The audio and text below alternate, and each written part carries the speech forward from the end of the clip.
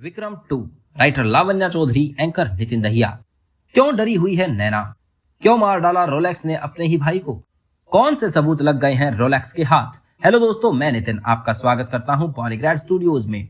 पहले पार्ट में हमने देखा कि कमल हसन एक स्पेशल एजेंट के किरदार में हमें दिखाई दिए और उन्होंने एक मास्क वाले सीरियल किलर के गैंग को पकड़ने के लिए अपना पूरा जोर लगाया। वो कुछ क्लूज की मदद से पहुंच जाता है एक बहुत बड़े ड्रग डीलर तक, जो कि चेन्नई का राजा है।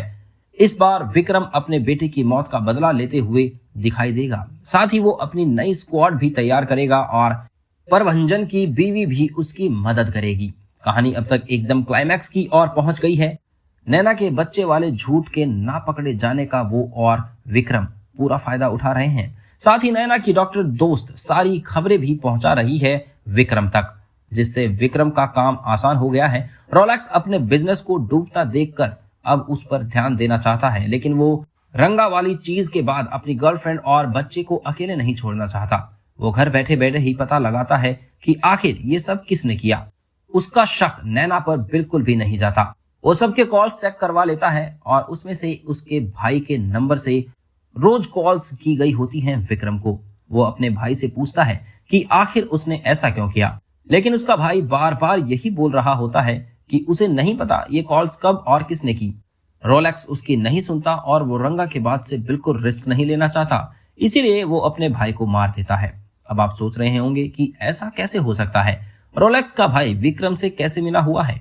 तो आपको बता दें कि वो कॉल्स नैना ने ही की हैं रोलेक्स के भाई के फोन से। अब सवाल ये भी होगा कि आखिर नैना ने ऐसा क्यों किया? तो इसकी दो वजह थी। पहली ये कि रोलेक्स और उसके भाई के बीच में चीज बहुत अच्छी थी और जब तक वो एक साथ थे उन्हें कोई नहीं हरा सकता। तो अगर ये गेम जीतना है तो दोनों को अलग करना जरूरी था। साथ ही रोलेक्स के भाई को नैना पर शक था।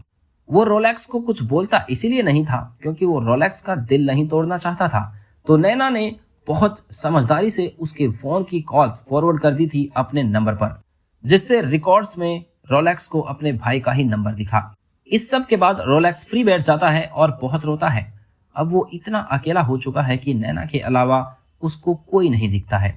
नैना और विक्रम भी इसका पूरा फायदा उठा रहे हैं। नैना विक्रम से कहती है कि वो अभी कुछ दिन शांत रहे वरना शक नैना पर जा सकता है। अब सब अच्छा चल रहा होता है कि रोलेक्स अपने बिजनेस में इंप्रूवमेंट से भी खुश होता है, लेकिन एक दिन उसके पास कुछ रिपोर्ट्स आती हैं जिसमें लिखा होता है कि नैना प्रेग्नेंट नहीं है। वो नैना को जाके वो चीजें दिखाता है, कहता है कि ये सब क्या है। तब नैना पूरे कॉन्फिडेंस से उसको कहती है कि ये सब उन दोनों को अलग करने की कोशिश है और अगर वो चाहे तो अपनी पर्सनल डॉक्टर को बुला ले, अपने सामने चेकअप करा सकता है। रोलेक्स नैना की बात मान जाता है और रिपोर्ट्स में सब नॉर्मल आता है। यहाँ तक कि सोनोग्राफी भी नॉर्मल दिखती है। रोलेक्स नैना से माफी मांगता है और वहां से चला जाता है। तो अब नैना और विक्रम क्या करेंगे ये जानेंगे हम अगली वीडियो में। धन्यवाद।